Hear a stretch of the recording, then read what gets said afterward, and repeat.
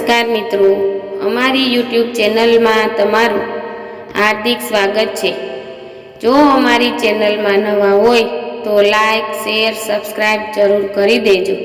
તો આજે આપણે એક સરસ મજાની કહાની વિશે જાણીશું।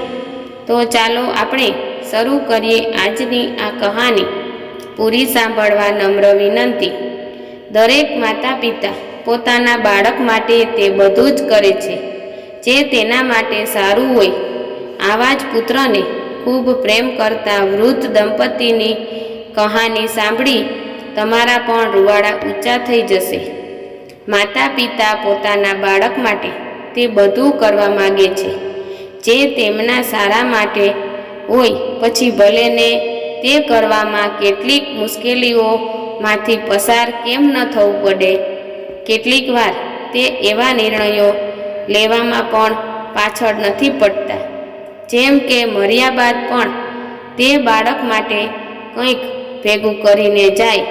એટલે કેમાં એક વૃદ્ધ દંપતીએ જીવનના છેલ્લા દાયકામાં તેમના 40 વર્ષના પુત્ર માટે ઘણો બધો કચરો એકત્રિત કર્યો છે। તમને જણાવી દઈએ કે તેમના પુત્રએ ઘર છોડીને બહાર જઈને નોકરી શોધવાની ના પાડી દીધી હતી। ત્યારબાદ તેના માતા પિતાએ આ પગલું ભર્યું હતું। દક્ષિણ કોરિયન રાષ્ટ્રીય ટેલિવિઝન નેટવર્ક SBS એ ગ્વાન્જનગજુમાં રહેતા 75 વર્ષીય ચોઈની આ ચોંકાવનારી કહાની કહી હતી।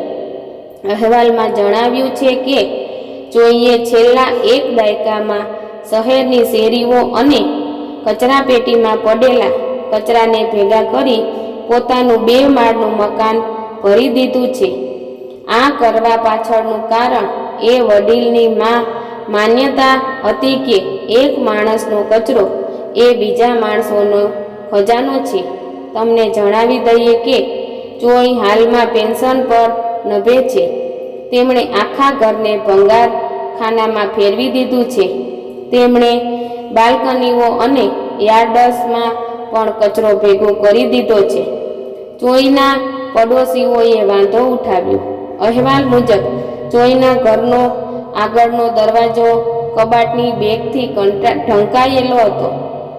SBSના પત્રકારોએ આ દંપતીને મળવા માટે કચરાના પર્વત પર ચઢવું પડ્યું હતું।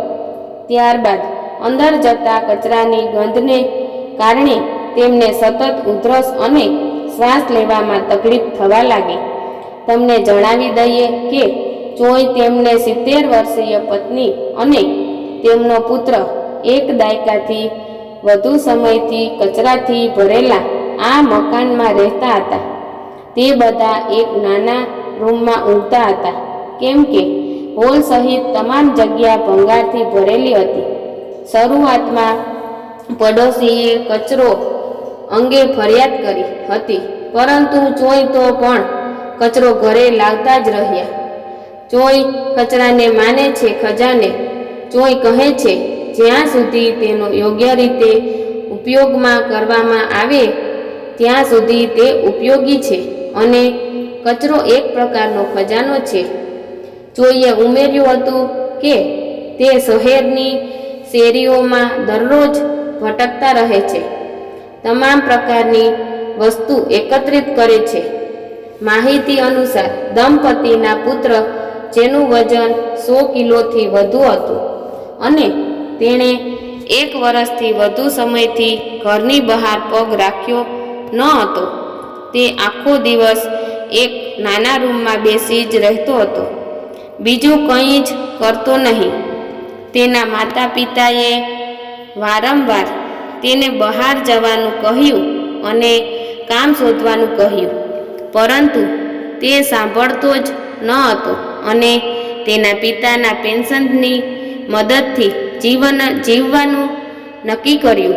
ચોઈએ કહ્યું કે બસ આ જ કારણ છે કે તેઓ છેલ્લા એક દાયકાથી તમામ કચરો એકત્રિત કરી રહ્યા છે, પુત્ર માટે જમા કર્યો કચરો। ચોઈએ કહ્યું, મારો દીકરો ફક્ત ઘરે રહેવાનું પસંદ કરે છે, તે નોકરીની શોધમાં બહાર જતો નથી। અને તે અમારી ચિંતાનું કારણ છે. મને ફક્ત એ વાતની ચિંતા છે કે હું અને મારી પત્ની ઉંમર થતાં મરી જઈશું અને ત્યારબાદ તેનો કોઈ સહારો નહીં રહે. તેથી મેં ભંગાર ભેગો કરી ઘરમાં સ્ટોર કરવાનું શરૂ કર્યું. આ રીતે 10 વર્ષમાં આટલું ભેગું થઈ ગયું છે. પત્ની કચરાના કારણે બીમાર પડી. તમને જણાવી દઈએ કે SBS દ્વારા કરવામાં આવેલા એક મેડિકલ ચેકઅપમાં ખુલાસો થયો હતો કે ચોઈની પત્નીને હૃદયની ગંભીર બીમારી છે. ડૉક્ટરોએ તેને સ્વચ્છ વાતાવરણમાં રહેવા અને તેની સ્થિતિ સુધારવા માટે કસરત કરવા જણાવ્યું હતું. જે બાદ 75 વર્ષના ચોઈએ પત્નીની તબિયતને કારણે સ્વયંસેવકોને પોતાનું ઘર સાફ કરવાની મંજૂરી આપી હતી. એવું કહેવામાં આવી રહ્યું છે કે જમા કરવામાં આવેલા 150 ટન કચરાને અલગ અલગ કરવા 226 લોકો અને એક ખોદકામ કરનારને લાવવામાં આવ્યો હતો. પરંતુ આ દંપતીના પુત્રએ તો પણ રૂમ છોડવાની ના પાડી હતી. પરંતુ બાદમાં તેના માતા પિતાએ તેની સાથે વાત કરી હતી અને તેણે 1 વર્ષ બાદ પહેલી વખત ઘરની બહાર પગ મૂક્યો હતો. તમને જણાવી દઈએ કે વર્ષો પછી તેમણે પહેલીવાર પોતાના ઘરને સ્વચ્છ અને કચરા મુક્ત જોઈને રડવાનું શરૂ કરી દીધું અને કહ્યું કે મારા પતિના આરોગ્ય માટે હું ફરીથી કચરો ક્યારેય નહીં ઉઠાવું.